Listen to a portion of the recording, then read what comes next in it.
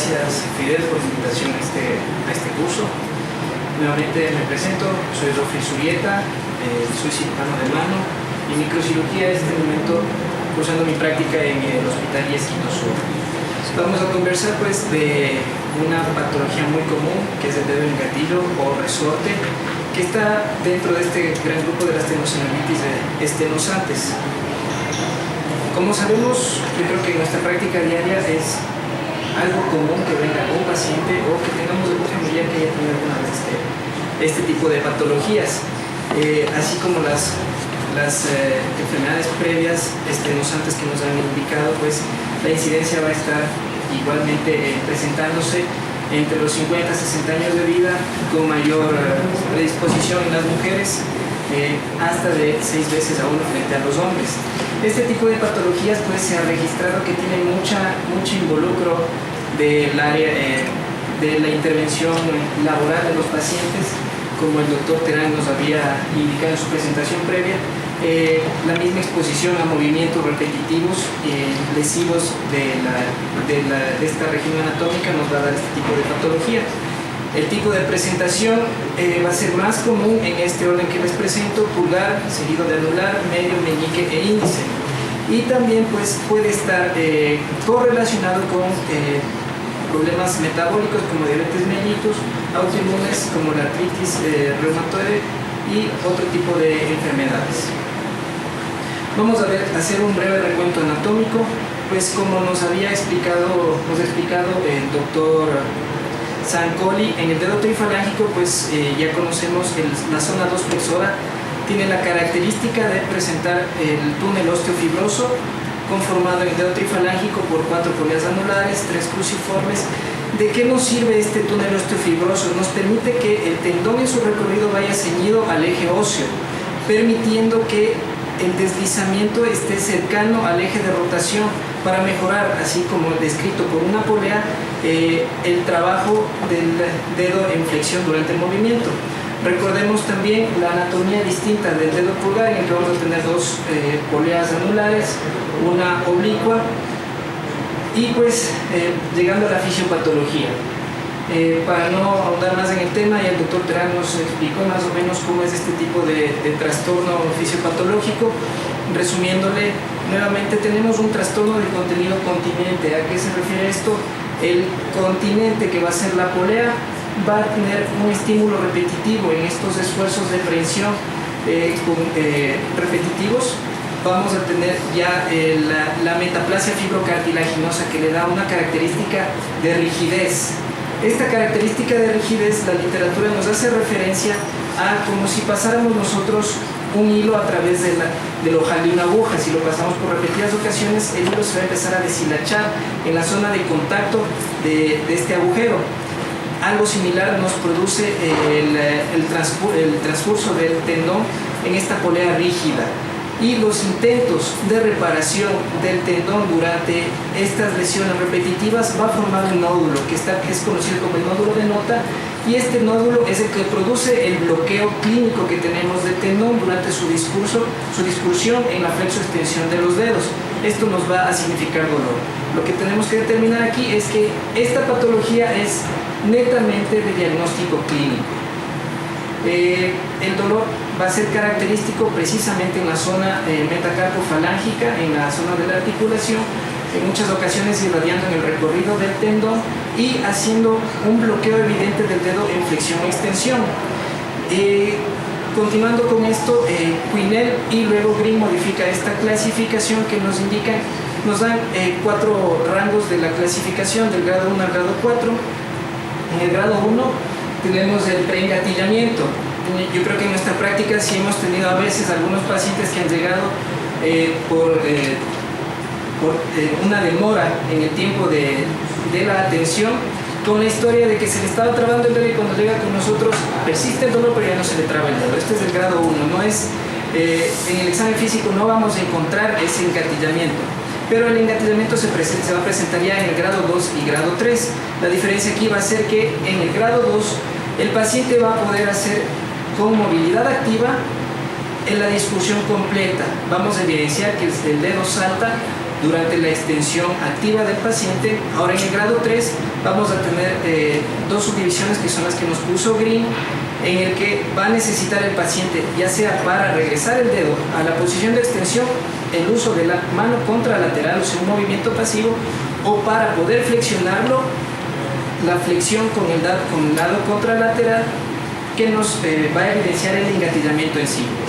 El grado 4 pues ya es una forma más severa que no ha sido tratada y que se nos ha ido complicando, en el que hay una contractura ya en flexión de la interfalángica proximal. Muy bien, de acuerdo con esto pues vamos a tener qué tipo de complementos diagnósticos. Yo les he colocado aquí únicamente dos: rayos X en caso de que sospechemos alguna otra patología cuando ya iniciamos el engatillamiento, como puede ser la inflamación de un hueso sesamoideo, que en una radiografía podremos ver y clínicamente hacer inferencia a y dar tratamiento a este tipo de patología. Ahora, el ultrasonido sí es factible que lo hagamos. En la práctica, pues realmente yo creo que la práctica general es solicitar este estudio de ultrasonido más para un registro legal y objetivo dentro de la historia clínica del paciente, porque no nos va a modificar ni el tratamiento que vamos a hacer ni el pronóstico. Entonces vamos al tratamiento. Tratamiento no quirúrgico y tratamiento quirúrgico. No tenemos protocolos establecidos en sí del dedo en gatillo, pero vamos a ver lo que nos dice la literatura en este caso. Primero, antes que nada, ¿qué pasa en el tratamiento no quirúrgico?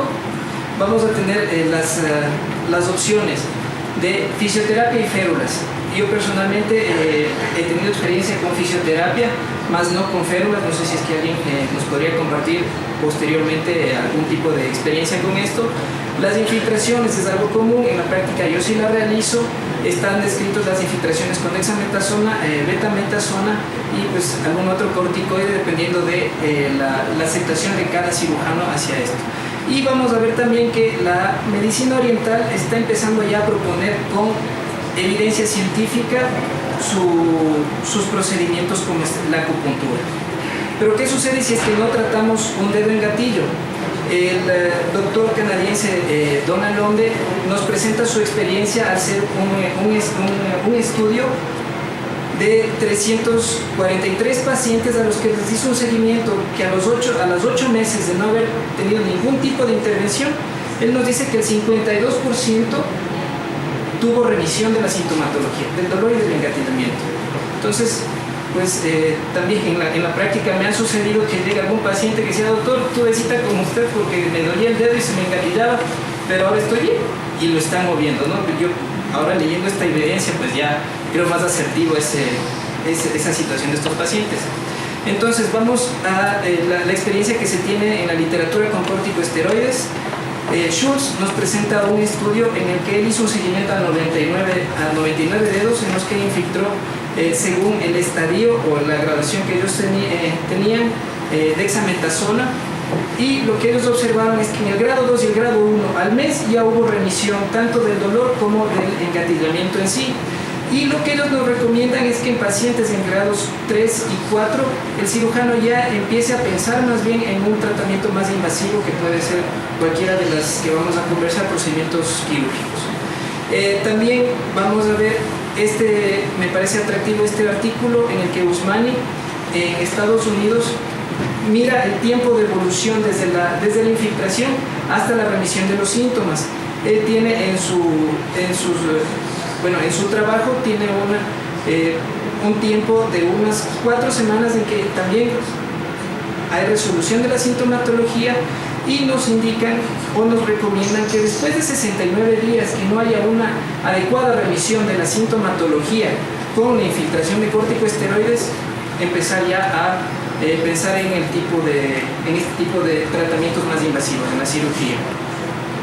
Asimismo también el doctor Xi Weimar de China nos presenta una metaanálisis con una cantidad considerable de pacientes, 806 pacientes, en los que revisaron cuál fue la evidencia entre los pacientes que se realizó corticoterapia, infiltraciones obviamente, y otro tipo de tratamientos. Él vio que en todo el análisis en conjunto hubo un adecuado éxito de las infiltraciones con mejoría del dolor, y las complicaciones que tuvieron estos pacientes pues no fueron mayormente llamativas. Esta es otra experiencia que encontré durante mi investigación, es la aplicación de la acupuntura.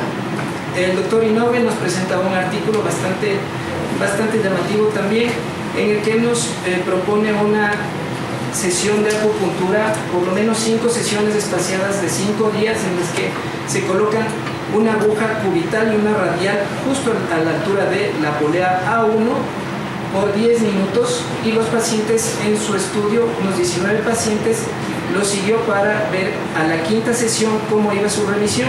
La remisión hubo en todos los pacientes de la sintomatología, no especifica qué grado de tenosinovitis tenía, y pues ninguno llegó hasta la 5ª sesión, porque antes del mes también tuvieron remisión únicamente con acupuntura. Bueno, vamos a ver ahora los tratamientos quirúrgicos que nos recomienda la literatura, que es lo que está descrito. La técnica percutánea, que se viene haciendo desde el año 90, las técnicas abiertas, que son las clásicas, y la técnica artroscópica, que sería algo un poco más nuevo que se encuentra ahora. La liberación percutánea, ¿en qué consiste? La técnica es muy similar a la infiltración. Mediante un bloqueo local, nos recomiendan, se puede realizar con una aguja de calibre 19 o 18, con 2 a 3 pasadas a nivel de la polea, evidenciar clínicamente durante el procedimiento la liberación de la polea, que nos va a dar la remisión del bloqueo. ¿Sí? ¿Qué ventajas tiene este tipo de procedimiento? Es rápido, es ambulatorio, hay una reincorporación precoz a las actividades laborales del paciente. Lo que nos contraindica siempre es que no se realice en el pulgar y en el índice. ¿Por qué motivo? La anatomía del pulgar y del índice con respecto a los nervios digitales nos indica que cerca del borde proximal de esta polea anular se encuentra el nervio digital, y pues podemos tener mucho riesgo de liberarlo. ¿De acuerdo?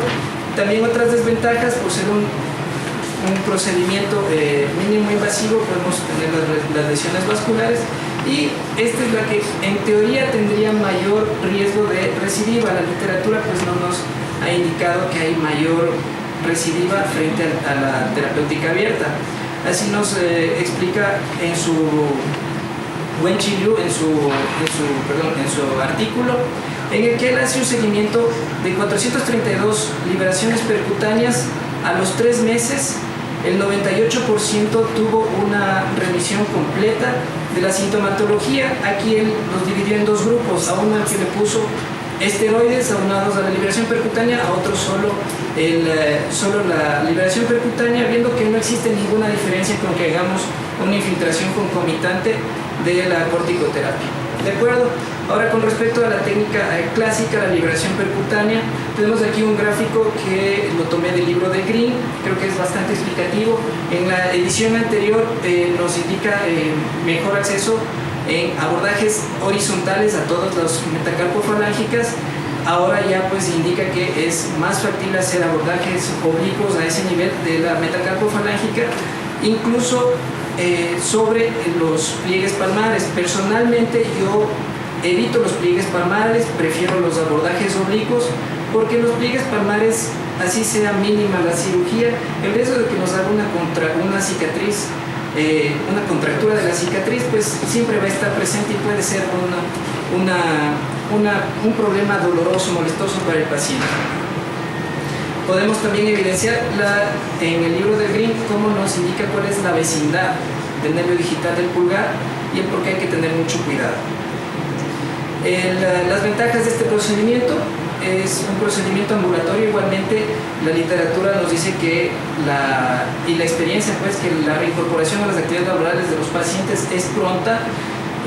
No hay recurrencias, o bueno, existen escaso número de recurrencias, pero pues es el método más seguro para evitar recurrencias. Las desventajas es que esto sí está recomendado hacerlo dentro de un quirófano, lo que nos va a elevar los costos. Usos de anestésicos también está descrito el síndrome doloroso regional complejo como consecuencia de una intervención de este estilo. una cicatriz dolorosa o riesgos de infección como toda cirugía. De todas maneras, la literatura igual defiende este tipo de intervenciones. Tenemos el artículo de Dorothy Lange, en el que ella presenta 276 pacientes a los que les hizo la liberación abierta y ninguno de ellos tuvo ningún tipo de complicaciones como la resección de un nervio, la lesión de las poleas que nos puede provocar una cuerda de arco, y tampoco recurrencias. Finalmente, el que considero que sería el abordaje más nuevo que encontramos en la literatura es la liberación artroscópica. Es una liberación mínimo invasiva, tiene una menor cicatriz, tiene menor riesgo de rigidez por la movilidad precoz postoperatoria, y al momento no hemos encontrado mayor literatura del seguimiento de estos pacientes a los que se les ha realizado una liberación endoscópica. En la literatura en este año, en 2018, el doctor Duncan de Estados Unidos, de Nueva Orleans, nos indica cómo es su técnica quirúrgica. Él hace un abordaje palmar proximal, tomando de referencia los pliegues palmares. Él nos indica una incisión de 2 a 3 milímetros, lo suficiente para que pase la lente de artroscopio de 2.7 milímetros, y la realización de la técnica percutánea, liberando, teniendo en el techo, muy similar a la liberación artroscópica del túnel carpiano, la liberación. Perfecto. Bueno, llegamos a las conclusiones. Definitivamente esta patología es de diagnóstico clínico. Los complementos diagnósticos serán, como habíamos indicado, una ayuda nuestra para tener un registro objetivo dentro del expediente clínico. Las recomendaciones en la mayor parte de la literatura nos continúa indicando que los grados 1 al grado 3, dependiendo del paciente, es muy válido la infiltración con corticoides. Y ya considerando el grado 3 y grado 4 recidivas y que no ha habido respuestas a las infiltraciones, proceder con cualquiera de estos procedimientos quirúrgicos. Me parece muy importante aquí también la relación médico-paciente. ¿Por qué motivo? Necesitamos que el paciente comprenda bien cuál es su patología, que después de tal o cual intervención él sepa reconocer cuáles son los cuidados que debe tener para evitar las recurrencias y mejorar su estilo de vida. Y vamos a individualizar la terapéutica de cada paciente. ¿A qué me refiero con esto? Hemos empezado ya a tener una mejor adaptación hacia la medicina laboral dentro del ámbito de todos los trabajadores. Entonces podemos pensar que ya un proceso o un procedimiento no quirúrgico puede involucrar mayores costos laborales a los pacientes. Entonces tenemos que tomar en cuenta también eso de cada paciente, ¿no? Eso sería todo. Muchas gracias.